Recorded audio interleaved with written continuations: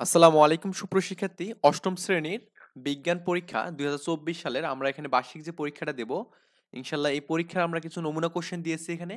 যে কোশ্চেনগুলো পড়লে মোটামুটি আপনি পরীক্ষায় কমন পেতে পারেন ওকে আরেকটা বিষয় বলি যারা নবম শ্রেণীতে উঠবেন তাদের অবশ্যই অনেকের মনে কোশ্চেন হচ্ছে আমরা পদার্থবিজ্ঞান কিভাবে শেষ করব রসায়ন কিভাবে শেষ করব ম্যাথ হায়ার ম্যাথ অনেকগুলো সাবজেক্ট হচ্ছে এই জন্য আমি এখানে জানুয়ারি মাস থেকে শুরু করবো ইনশাল্লাহ আপনাদের পদার্থ রসায়ন ম্যাথ এবং হায়ার ম্যাথ এই চারটে বিষয় নিয়ে আমি ভিডিও করা শুরু করে দেবো আপনারা অবশ্যই যারা আমার মানে চ্যানেল নতুন যারা আছেন আর কি তারা অবশ্যই সাবস্ক্রাইব করবেন যাতে করে সিকোয়েন্সিয়ালি আমরা এখানে জানুয়ারি মাস থেকে সিকোয়েন্সিয়ালি একদম শেষ করতে পারি ওকে ইনশাল্লাহ আমরা অক্টোবরের মধ্যে সবকিছু কমপ্লিট করে দেবো ক্লাস 9 এর আশা রাখেন ওকে তো আমরা এখন কিছু কোশ্চেন দেখছি কোশ্চেনগুলো দেখি এখানে এখানে প্রথমত আমাদের বহু নির্বাচনী কোশ্চেন আছে এখানে ওকে তো এই বহু নির্বাচনী কোশ্চেন আমাদের 15টা আছে এখানে তো 15টাতে 15 মার্ক এখানে কোশ্চেনগুলো একটু দেখবেন এখানে 5টা কোশ্চেন আছে তারপর আমরা এখান থেকে হচ্ছে 8টা কোশ্চেন তারপর হচ্ছে 9 10 এখানে 9 নম্বর কোশ্চেনটা আছে এখানে 10 নম্বর কোশ্চেন এখানে 10 থেকে 15 পর্যন্ত কোশ্চেনগুলো আমাদের মোটামুটি এখানে দেওয়া আছে এই কোশ্চেনগুলো অ্যান্সার আমি এখানে দিয়ে দিচ্ছি এক জায়গাতে এই যে দেখুন আমাদের এই কোশ্চেনগুলো আমাদের অ্যান্সার দেওয়া আছে এখানে একের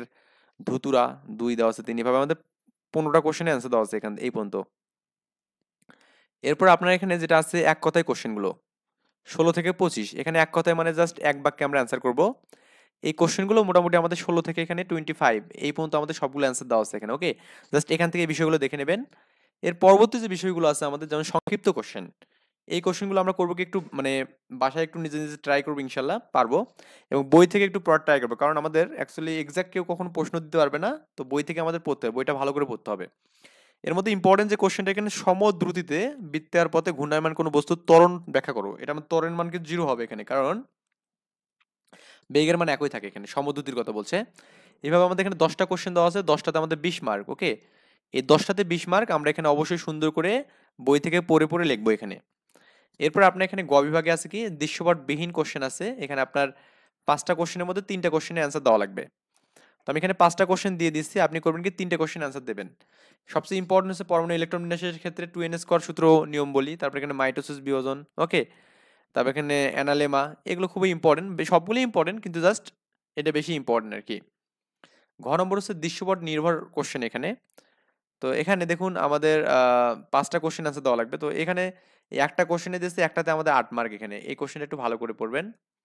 তবে 2 নম্বর হচ্ছে আমাদের কি এখানে ক এবং খ আছে এটা তো 4 মার্ক এটা তো 4 মার্ক ওকে এটা একটা ম্যাথের কোশ্চেন আর কি এটা একটু ভালো করে করবেন যা আপনার যে হোম টিউটর আছে বা যা আছে তাকে বলবেন তাহলেই করে দেবে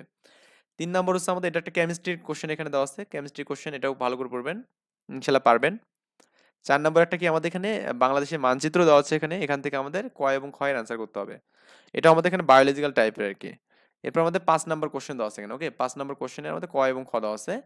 এই আর কি বিষয় দিয়ে আমাদের ছিল মোটামুটি ভালো লাগলে অবশ্যই সাবস্ক্রাইব করবেন এবং নতুন বছরের শুরু থেকে ভিডিওগুলো পাওয়ার জন্য অবশ্যই আমার চ্যানেলের সাথে থাকবেন এটা রিকোয়েস্ট রাখলাম